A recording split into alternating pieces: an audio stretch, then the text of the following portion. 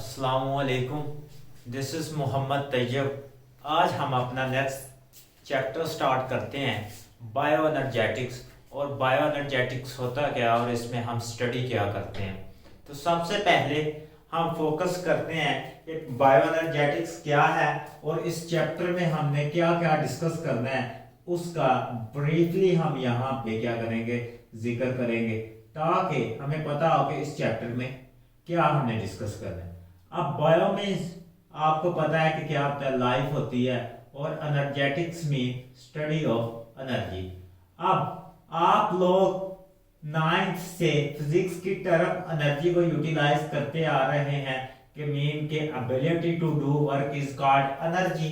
तो इस चैप्टर में हमने वो एनर्जी कहाँ से आती है और किस तरह प्रोड्यूस होती है उसको हमने स्टडी करना है। तो अब बायो एनर्जेटिक्स है क्या, हमारे पास क्या है, ठीक है, क्वांटिटेटिव स्टडी ऑफ, ठीक है, क्या है, quantitative study of energy relationship and their conversion, ठीक है, इन अ लिविंग सिस्टम। अब बायो का लग गया, इसका मतलब ये लिविंग सिस्टम में हमने एनर्जी का कन्वर्शंस और उसका जो रिलेशनशिप है उसको स्टडी करना है। तो energy relationship and conversion, their conversion in living system. अब कन्वर्शन का मतलब क्या है कि एक फॉर्म से दूसरी फॉर्म में एनर्जी किस तरह ट्रांसफर होती है, तो वो भी हमने क्या इसी चैप्टर में स्टडी करना है डिटेल के साथ। अब ये बहुत ही वास्ट जो कंसेप्ट है, ये एंटिट्रस्ट के हवाले से पूरा चैप्टर इंक्लूड किया जाता है, इसलिए मैं इसको डिटेल के साथ आपको बेसिक कंसेप्ट से समझाऊंगा। तो सबसे पहले हमने कहा कि बायो एनर्जेटिक्स क्या है, study quantitative study of energy relationship and their conversion in a living system. तो अब लिविंग सिस्टम क्या होता है, हमने स्टडी कर लिया है कि लिविंग सिस्टम ऐसा होता है जो कि ये 9 रूल को फॉलो करता है, एक रिप्रोड्यूस करता है और दूसरा क्या करता हो, एनर्जी रिक्वायर करता हो अपने डिफरेंट वेरियस प्रोसेसेस परफॉर्म करने के लिए, यानी कि डिफरेंट वेरियस वर्क करने के लिए क्या करता हो, एनर्जी एनवायरनमेंट से लेता हो।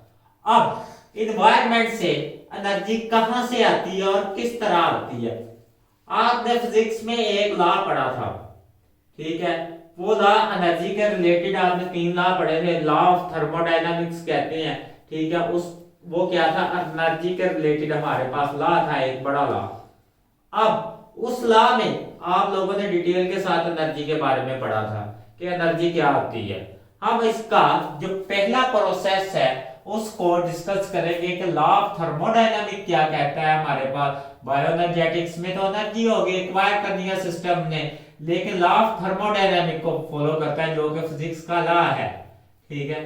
अब लॉ ऑफ थर्मोडायनामिक, थर्म है ना हीट और डायनामिक मैंने मोशन, मीन के हमारे पास जो हीट वर्क करने के लिए हमारे पास यूटिलाइज होती है। तो हीट क्या है, एक एनर्जी की फॉर्म है जो कि हॉट बॉडी से कोल्ड बॉडी में ट्रांसफर होती है। तो लॉ ऑफ थर्मोडायनामिक इसने क्या कहा था कि इस लॉ ने हमारे पास कहा था energy can not be created and destroy, ठीक है, एनर्जी तो ना तो क्रिएट हो सकती है और ना ही क्या हो सकती है, डिस्ट्रॉय हो सकती है, लेकिन क्या ये एक शक्ल से दूसरी शक्ल में कन्वर्ट हो सकती है। It can be transfer from one form to another form, can not be created, cannot be created or destroyed and destroy। अब एनर्जी ना तो पैदा की जा सकती है, ना ही इसको क्या किया जा सकता है, तबाह किया जा सकता है, खत्म किया जा सकता है, लेकिन क्या है, इसको एक शक्ल से दूसरी शक्ल में कन्वर्ट किया जा सकता है। तो that is the law of thermodynamic. अब लिविंग सिस्टम को क्या चाहिए, अपना वर्क परफॉर्म करने के लिए सेल को क्या चाहिए, अगर हमारे पास एक सेल है, एक सेल बॉडी है, उसको अपना फंक्शन परफॉर्म करने के लिए मीन के उसने एक्टिव ट्रांसपोर्ट करनी है, मॉलिक्यूल्स को इन्वायरमेंट से सेल में एंटर करना है तो उसको क्या चाहिए, एनर्जी चाहिए ट्रांसपोर्ट के लिए, क्या एक्टिव ट्रांसपोर्ट का फंक्शन परफॉर्म करना है। तो वो एक्टिव ट्रांसपोर्ट के लिए एनर्जी चाहिए और वो एनर्जी कहाँ से आती है, किस तरह लिविंग बॉडी में ये इस्तेमाल होती है, तो हमने उसको स्टडी करना है। तो इस वजह से हम इसको डिटेल के साथ बायोएनर्जेटिक्स में लेते हैं। अब सर्वाइवल ऑफ द लाइफ, ठीक है, survival of the cell, survival of the living organism किस पे डिपेंड कर रहा है, एनर्जी के गेनिंग पे डिपेंड कर रहा है, ताकि उस एनर्जी को क्या कर सके, यूटिलाइज कर सके, क्या करने के लिए, अपने डिफरेंट फंक्शन परफॉर्म करने के लिए। अब सबसे पहले हम डिस्कस करते हैं कि हमारे पास जो प्राइमरी सोर्स ऑफ एनर्जी है, ठीक है, वो कौन है, कि मीन के जिससे हमें एनर्जी हासिल होती है। अर्थ पे हम लिविंग ऑर्गेनिज्म रहते हैं, लेकिन हमारा जो प्राइमरी सोर्स है एनर्जी का वो कौन है। तो हमें शुरू क्लास में बेसिक में बता दिया जाता है जो हमारा प्राइमरी सोर्स है एनर्जी का वो कौन है, सन है, ठीक है। सन क्या है, ऐसी गैसेस का मजमूआ है जो कि एनर्जी को किस फॉर्म में ट्रांसफर करता है, वेव्स की फॉर्म में ट्रांसफर करता है। अच्छा यहाँ पे डिस्कस कर लेते हैं, सन में मास होते हैं, क्या कौन सी मेजॉरिटी हमारे पास गैसेस होती हैं सन में, हमारे पास कौन सा होता है, हाइड्रोजन एटम्स के आइसोटोप्स होते हैं, यानी कि मास की फॉर्म में होते हैं। अब मास क्या है, जब डिकम्पोज होता है तो वो किस में कन्वर्ट होता है, अकॉर्डिंग टू आइंस्टाइन इक्वेशन की क्या था, E is equal to mc square. जब मास डिकम्पोज होगा वो किस में कन्वर्ट हो जाएगा, हमारे पास हीट एनर्जी की फॉर्म में, किस फॉर्म में, हीट एनर्जी की फॉर्म में। और ये क्या है हमारे पास आगे सन से क्या है, सन से किस फॉर्म में हमारे पास ये एनर्जी पहुंचती है, इलेक्ट्रोमैग्नेटिक वेव्स की फॉर्म में, किसकी फॉर्म में, इलेक्ट्रोमैग्नेटिक वेव्स की फॉर्म में। इस तरह ये एनर्जी जमीन पे पहुंचती है, इलेक्ट्रोमैग्नेटिक वेव्स की फॉर्म। ये एनर्जी के पास स्पेसिफिक क्या होते हैं, एनर्जी के फोटॉन्स होते हैं जो कि इस एनर्जी को यहाँ पे पहुंचाते हैं। तो ये वेव्स की फॉर्म में हमारे पास अर्थ पर, जमीन पर एनर्जी पहुंच गई, ठीक है, वेव्स। अब इस एनर्जी को यूटिलाइज करना लिविंग ऑर्गेनिज्म की बॉडी में नहीं ऐसा प्रोसेस के इस एनर्जी को यूटिलाइज कर सके, स्पेसिफिक लिविंग ऑर्गेनिज्म की बॉडी में ये सिस्टम डेवलप हुआ है। अब हम है, ह्यूमन है, हम डायरेक्टली सनलाइट की एनर्जी को यूटिलाइज नहीं कर सकते, जबकि प्राइमरी सोर्स अर्थ पे एनर्जी का कौन सा है, वो सन है, लेकिन हम इसको यूटिलाइज नहीं कर सकते। इस वजह से ये ऐसे ऑर्गेनिज्म जो इस एनर्जी को यूटिलाइज करेंगे, अपनी बॉडी में स्टोर करेंगे, हम उनसे एनर्जी हासिल करेंगे। तो हमने अर्थ पर सबसे जो बड़ी एग्जांपल पढ़ी है कि ऐसे ऑर्गेनिज्म है जो कि फोटोसिंथेसिस करते हैं, मीन के फोटोसिंथेसिस करते हैं। इनके पास क्या होता है, इनके पास मेम्ब्रेन बॉन्डेड ऑर्गेनेलिज होती हैं, जिसे हमने क्या कहा था, क्लोरोप्लास्ट। अब ये मैं क्लोरोप्लास्ट का इसलिए जिक्र करने लगा हूं कि आपने फोर्थ चैप्टर में ये स्टडी कर लिया। इसके अलावा जिनके पास ये ऑर्गेनेलिज नहीं भी नाना होती क्लोरोप्लास्ट, ठीक है, उनके पास क्लोरोफिल पिगमेंट होता है, वैसे ही साइटोप्लाज्म में स्कैटर किया हो। ये डबल मेम्ब्रेन बॉन्डेड ऑर्गेनेली होती है, क्या, क्लोरोप्लास्ट, जिसमें क्या होती है, थैलाकॉइड मेम्ब्रेन्स होती हैं, ठीक है, क्या होती हैं, थैलाकॉइड मेम्ब्रेन। ये फोर्थ चैप्टर में हमने डिटेल के साथ स्टडी कर। अब ये थैलाकॉइड मेम्ब्रेन्स क्या करती हैं, लाइट को ट्रैप करती हैं और क्या करती हैं, हमारे पास एनर्जी रिच मॉलिक्यूल बनाती हैं। क्या करती हैं, लाइट को ट्रैप करती हैं और हमारे पास क्या करती हैं, एनर्जी रिच मॉलिक्यूल बनाती हैं। किससे, एनर्जी पुअर मॉलिक्यूल से। एनर्जी पुअर मॉलिक्यूल हमारे पास कौन से है, कार्बन डाइऑक्साइड, ये भी इनऑर्गेनिक है, हमारे पास वाटर, ये भी इनऑर्गेनिक है, और इससे क्या बनाती हैं, नेक्स्ट हमारे पास एनर्जी रिच मॉलिक्यूल किसको यूटिलाइज करते हुए, सनलाइट को यूटिलाइज करते हुए। मीन के हमारे पास किसकी एनर्जी को यूटिलाइज करते हैं, ये सनलाइट, ठीक है, सनलाइट। अब ये मॉलिक्यूल हमारे पास एनर्जी रिच मॉलिक्यूल पर किसकी फॉर्म में आते हैं, CH, ठीक है, 2 CH2O प्लस O2। इसमें क्या होती है, हमारे पास ऑक्सीजन आ जाए। ये हमारे पास, ठीक है, ये क्या है, सिंपलेस्ट एम्पिरिकल फार्मूला है कार्बोहाइड्रेट का। अब मैंने सिंपलेस्ट रेशियो शो करने के लिए यहाँ पे लिखा है वैसे क्या कौन सा मॉलिक्यूल बनता है हमारे पास C6H12O6। ये मॉलिक्यूल किसकी मदद से बना, सनलाइट आई, सनलाइट को किसने ट्रैप किया, हमारे पास क्लोरोप्लास्ट ने ट्रैप किया और क्लोरोप्लास्ट ने ट्रैप करने के बाद हमारे पास क्या बना दिया, ये वाला ग्लूकोज का मॉलिक्यूल बना। अब इसमें क्या है, एनर्जी स्टोर है। अब एनर्जी स्टोर है तो इस एनर्जी को यूटिलाइज करने के लिए, इस स्टोर एनर्जी को यूटिलाइज करने के लिए क्या है, एनिमल में एक अदर काइंड की क्या होती है, ऑर्गेनेली डेवलप की होती है, जिसे हम क्या कहते हैं, माइटोकॉन्ड्रिया का नाम कहते हैं। वो माइटोकॉन्ड्रिया क्या करती है, इससे एनर्जी प्रोड्यूस करती है। वो एनर्जी किस प्रोसेस, ये एनर्जी स्टोरिंग प्रोसेस क्या हो गया हमारे पास, ठीक है। एनर्जी कैप्चरिंग प्रोसेस क्या हो गया, फोटोसिंथेसिस, ठीक है। ये क्या कर रहा है, कैप्चर कर रहा है एनर्जी को, ठीक। और हमारे पास जो एनर्जी रिलीजिंग प्रोसेस होगा वो होगा रिस्पायरेशन, जिसे हमने क्या कहा था, सेलुलर रिस्पायरेशन, ठीक है। एनर्जी रिलीजिंग प्रोसेस होगा जिसमें क्या होगी, एनर्जी रिलीज होगी। अब उसको क्या कहते हैं हम, रिस्पायरेशन, ठीक है। क्या कहते हैं, सेलुलर रिस्पायरेशन। अब ये सेलुलर रिस्पायरेशन किस लेवल पे अकर होती है, हमारे सेल लेवल पे अकर होती है, ठीक है। अब हमारे सेल लेवल में जो मेजर काम है सेलुलर रिस्पायरेशन का, वो कौन करता है, माइटोकॉन्ड्रिया करता है। आदि कहाँ, ग्लाइकोलाइसिस हमारे कहाँ, साइटोप्लाज्म में होती है, और दूसरी जो हमारे पास क्रेब्स साइकिल ऑक्सीडेशन है वो किसमें होती है, माइटोकॉन्ड्रिया में होती है। अब माइटोकॉन्ड्रिया भी हमारे पास क्या है, डबल मेम्ब्रेन बॉन्डेड ऑर्गेनेली है।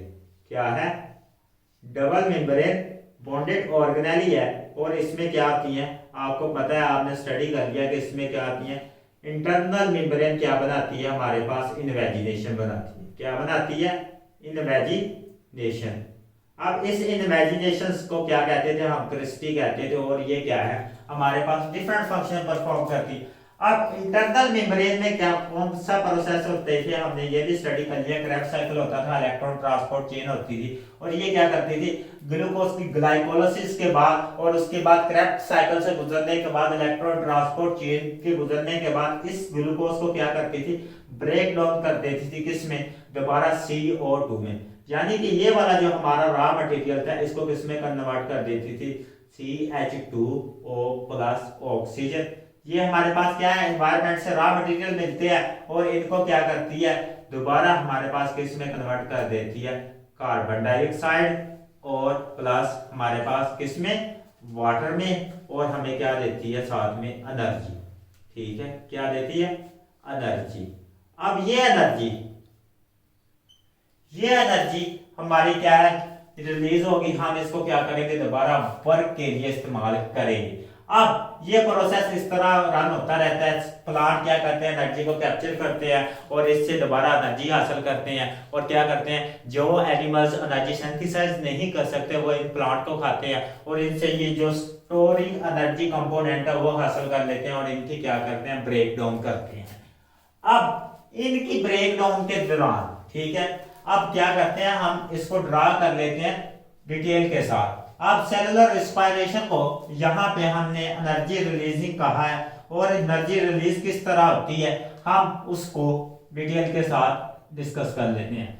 सेलुलर रिस्पायरेशन,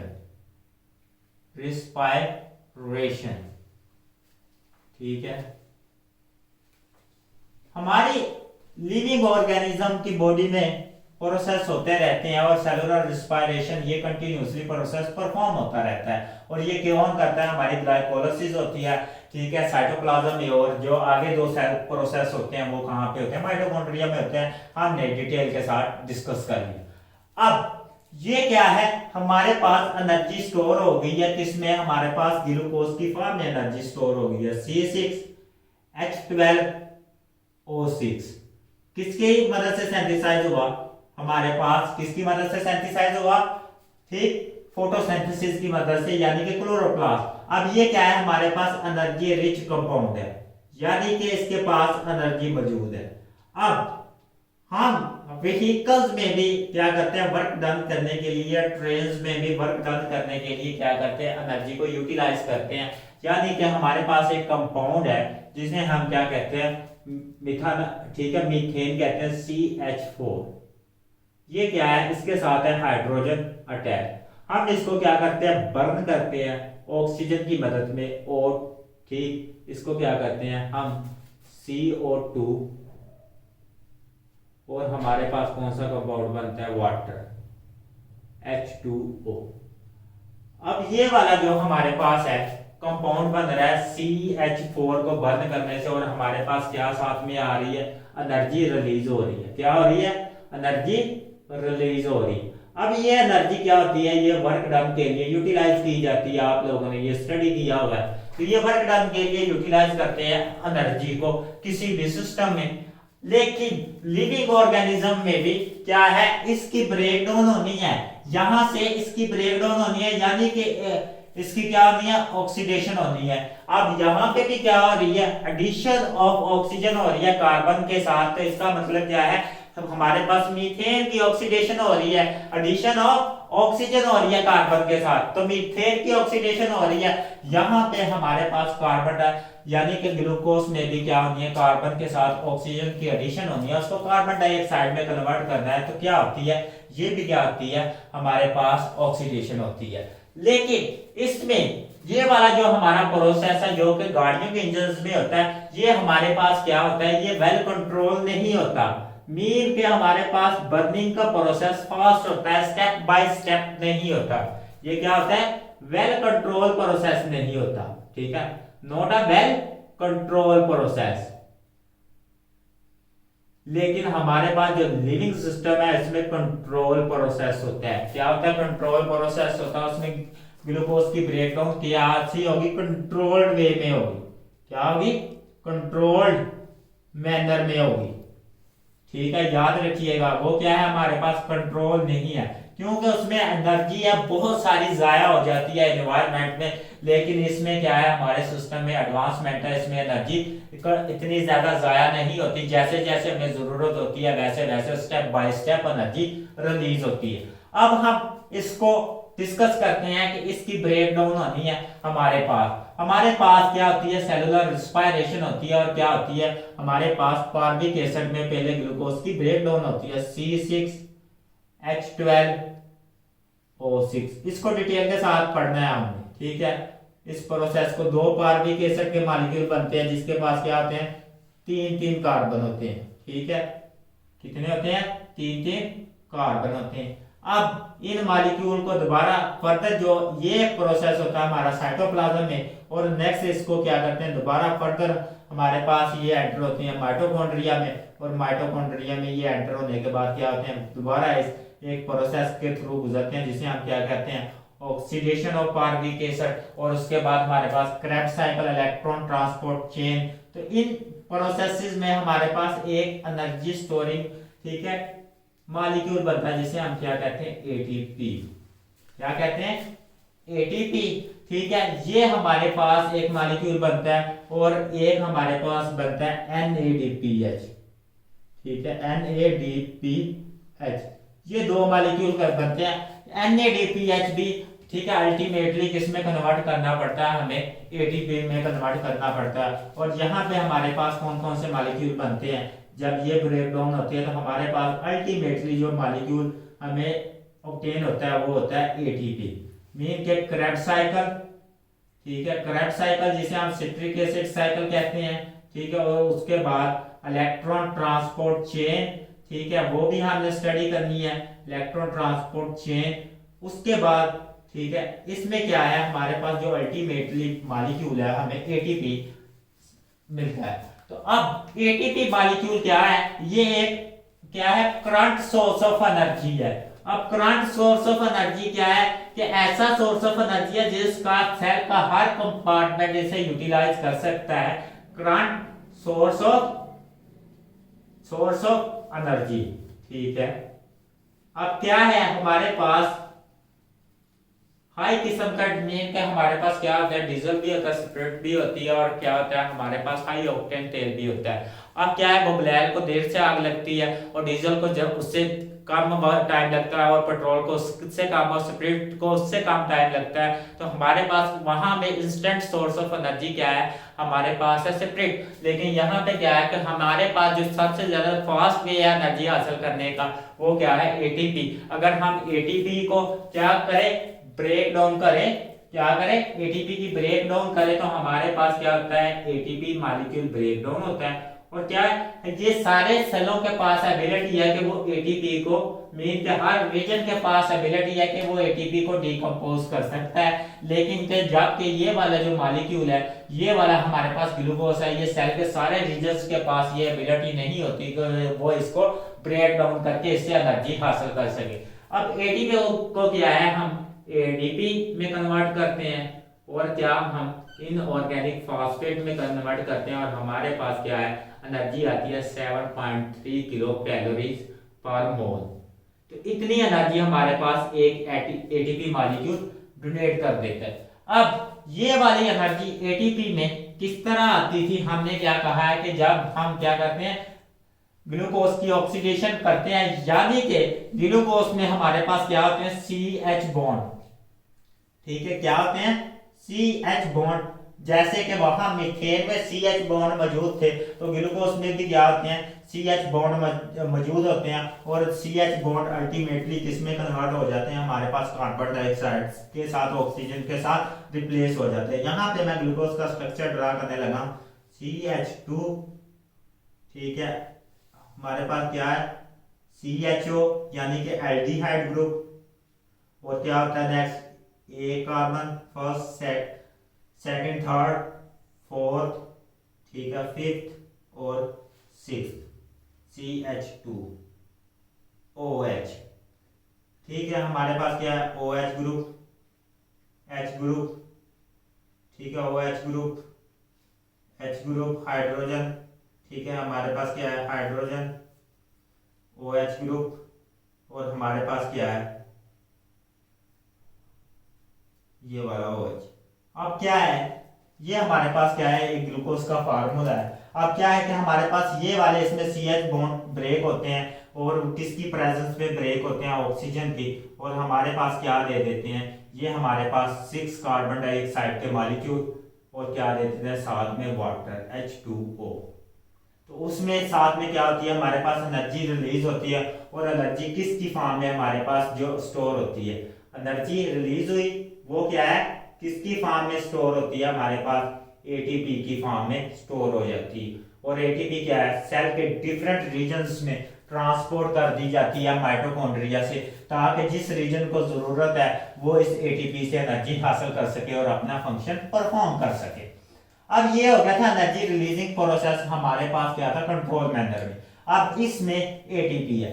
अब हमारे पास जो एनर्जी कैप्चर होती है वो भी किस फॉर्म में कन्वर्ट होती है पहले, और उसको बाद में हमारे पास बड़े मॉलिक्यूल्स में, यानी कि एनर्जी रिच मॉलिक्यूल में किस तरह कन्वर्ट किया जाता है, वो भी सारा हम इसी चैप्टर में स्टडी करेंगे। तो हमारे पास जो एनर्जी कैप्चरिंग प्रोसेस है वो क्या है, फोटोसिंथेसिस। वो क्या है, फोटोसिंथेसिस, ठीक है। क्या है हमारे पास फोटोसिंथेसिस प्रोसेस ऐसा होता है कि लाइट की मौजूदगी में क्या एनर्जी रिच मॉलिक्यूल्स की सिंथेसाइज करना, ठीक है। और हमने ये डिस्कस कर लिया कार्बन डाइऑक्साइड और वाटर से क्या करना, हमने एनर्जी रिच मॉलिक्यूल्स तैयार करना। अब ये हमारे पास क्लोरोप्लास्ट ऐसी ऑर्गेनेली है जो कि फोटोसिंथेसिस करती है, लेकिन क्लोरोप्लास्ट भी क्या करता है, सबसे पहले इसमें जो थैलाकोइड मेम्ब्रेन्स होती हैं वो लाइट को किस में कन्वर्ट करती हैं, ठीक है, वो लाइट को किस में कन्वर्ट करती है, लाइट को अब्सॉर्ब करती हैं, और लाइट को अब्सॉर्ब करने के बाद हमारे पास जो एनर्जी रिच, ठीक है, सेल करेंसी है एटीपी, और किसमें NADPH में कन्वर्ट करती है, NADPH में कन्वर्ट करती है। ये क्या है, हमारे पास एनर्जी स्टोरेज कंपाउंड है। अब इसमें कन्वर्ट करने के बाद वो क्या करते हैं, हमारे पास ये ग्लूकोज की सिंथेसाइज होती है, और ये हमने क्या कहा था, स्ट्रोमा में होती है। किसमें होती है, जो फ्लूइड लाइक स्ट्रक्चर होता है, स्ट्रोमा होता है क्लोरोप्लास्ट का, उसमें होती है। और ये क्या करते हैं, ये वाले एटीपी के मॉलिक्यूल यूटिलाइज होते हैं और किसमें कन्वर्ट हो जाते हैं, हमारे पास कार्बन डाइऑक्साइड को रिड्यूस करते हैं। किसमें, हमारे पास कार्बन डाइऑक्साइड और वाटर का मॉलिक्यूल का क्या होता है, ठीक है, कॉम्बिनेशन होता है, और क्या होता है, इसको रिड्यूस कर देते हैं किस फॉर्म में, हमारे पास CH2O फॉर्म में, यानी कि ग्लूकोज की फॉर्म में हमारे पास, यानी कि हमारे पास जो इंटरमीडिएट है, ठीक है, एनर्जी करेंसी का जो इंटरमीडिएट है, एनर्जी को यूटिलाइज करना है तो हमने एटीपी में, एनर्जी को सबसे पहले कन्वर्ट करना है एटीपी में, बाद में हम एटीपी की एनर्जी को यूटिलाइज करते हैं किसके लिए, इन मॉलिक्यूल को रिड्यूस करने के लिए, यानी कि एडिशन ऑफ हाइड्रोजन करेंगे जब कार्बन डाइऑक्साइड में, ठीक है, ऑक्सीजन की रिमूवल होगी तो ये क्या होगी, हमारे पास रिडक्शन होगी, यानी कि यहाँ पे क्या हो रही है, रिडक्शन हो रही है, यानी कि हाइड्रोजन कार्बन क्या हो रहा है, रिड्यूस हो रहा है, और यहाँ पे क्या हो रहा है, कार्बन की ऑक्सीडेशन हो रही है, यानी कि हमारे पास एडिशन ऑफ क्या हो रही है, ऑक्सीजन हो रही है, यहाँ पे क्या हो रही है, एनर्जी रिलीज हो रही है, जबकि रिडक्शन के दौरान एटीपी और एनएडीपीएच क्या हो रहा है, यूटिलाइज हो रहा है, और हमारे पास क्या हो रहा है, एनर्जी रिच मॉलिक्यूल बन रहे हैं जो कि एनर्जी स्टोर कर सकते हैं। अब ये फर्दर ग्लूकोज का मॉलिक्यूल हमारे पास क्या होता है कि हमारे पास ग्लूकोज का मॉलिक्यूल है, फर्दर क्या है, ग्लूकोज का जो मॉलिक्यूल है फर्दर हमारे पास मॉलिक्यूल्स में कन्वर्ट हो सकता है जो कि एनर्जी स्टोरिंग मॉलिक्यूल्स होते हैं, और हमारा सेल्स का स्ट्रक्चर भी बनाते हैं, जैसे कि लिपिड होता है, ठीक है, इसमें कन्वर्ट हो सकता है, जैसे कि प्रोटीन्स होती हैं इसमें कन्वर्ट कर सकते हैं, और जैसे कि हमारे पास न्यूक्लिक एसिड्स होता है, ठीक है, न्यूक्लिक एसिड, तो इस मॉलिक्यूल्स में भी क्या कर सकते हैं, इनको कन्वर्ट कर सकते हैं, और इन मॉलिक्यूल्स को ब्रेक डाउन करने के बाद हमारे पास क्या हो जाती है, एनर्जी हो जाती है, अवेलेबल होती है। तो हमारे पास अब सिंपल वे में हम एनर्जी को डिस्क्राइब कर लेते हैं, यहाँ पे ड्रा कर लेते हैं, एक सेल है हमारे पास, ठीक है, प्लांट सेल है, उसको चाहिए एनर्जी, और उसको एनर्जी क्या करनी है, उसने एनवायरनमेंट से लेनी है, कहां से, ठीक है, सन से, किस फॉर्म में, रेडिएशंस की फॉर्म। अब ये रेडिएशंस क्या कर रही हैं, सन में पहुंच रही हैं, लेकिन इसका एक स्पेशलाइज्ड कंपार्टमेंट है, लिटिल ऑर्गन है, जो क्या करता है कि वो क्या करता है कि हमारे पास सनलाइट को कैप्चर करता है, ठीक है, सनलाइट को क्या करता है, कैप्चर करता है, और हमारे पास क्या प्रोड्यूस कर देता है, हमारे पास ग्लूकोज प्रोड्यूस कर देता है, एनर्जी रिच कंपाउंड प्रोड्यूस कर देता है, मीन के हमारे पास क्या करेगा, ग्लूकोज प्रोड्यूस कर दिया। अब ये ग्लूकोज क्या करेगा, दोबारा डिकम्पोज होगा, और डिकम्पोज होने के बाद हमारे पास किस फॉर्म में आ जाएगा, एटीपी की फॉर्म में आ जाएगा, किस फॉर्म में, एटीपी, कार्बन डाइऑक्साइड, और हमारे पास वाटर की फॉर्म में, किसमें, वाटर की फॉर्म में।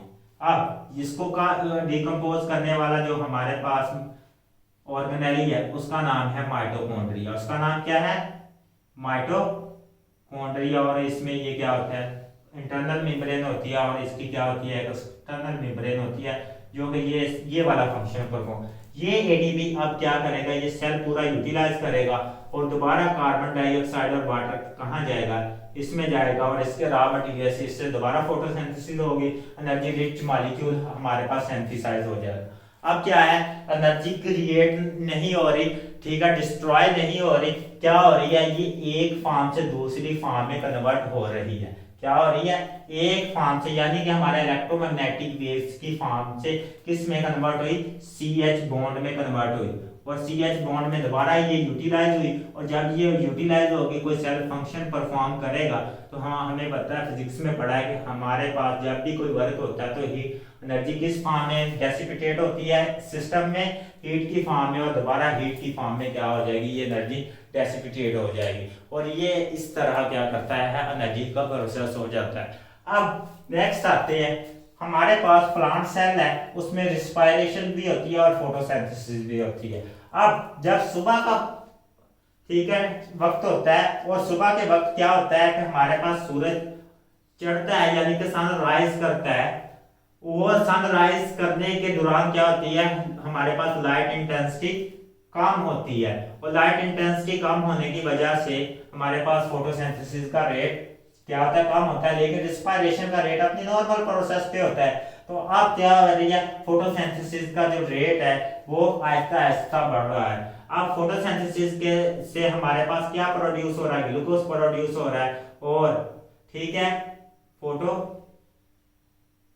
सिंथेसिस से क्या प्रोड्यूस हो रहा है, हमारे पास ग्लूकोज प्रोड्यूस हो रहा है, ग्लूकोज की आगे फर्दर ब्रेक डाउन होने के बाद क्या पर बन रहा है कार्बन डाई और वाटर, वो क्या हो रहा है यूटिलाइज हो रहा है दोबारा किसमें, हमारे पास फोटोसिंथेसिस के प्रोसेस में। तो ये सर्कल चल रहा है। जब हमारे पास रेट ऑफ फोटोसिंथेसिस इक्वल हो जाए, किसके इक्वल हो जाए, हमारे पास रेट ऑफ रिस्पायरेशन, किसके इक्वल, रेट ऑफ रिस्पायरेशन, ऐसे पॉइंट को, इस पॉइंट को कहते हैं हमारे पास इसको कहते हैं कंपनसेशन पॉइंट। इस पॉइंट पे क्या करता है कि हमारे पास जो प्लांट होते हैं वो एनवायरनमेंट से क्या करते हैं, गैसियस एक्सचेंज स्टॉप कर देते हैं, यानी कि उसको जितनी कार्बन डाइऑक्साइड चाहिए वो यहाँ से मिल रही है। लेकिन जैसे ही हमारे पास क्या होता है कि कार्बन डाइऑक्साइड का लेवल इंक्रीज करता है, यानी कि कार्बन डाइऑक्साइड का लेवल ज्यादा चाहिए, हमारे पास लाइट इंटेंसिटी ज्यादा हुई है, उसने फोटोसिंथेसिस ज्यादा करनी है, तो हमारे पास क्या होती है, कार्बन डाइऑक्साइड एनवायरनमेंट में मौजूद होती है और स्टोमेटा के जरिए,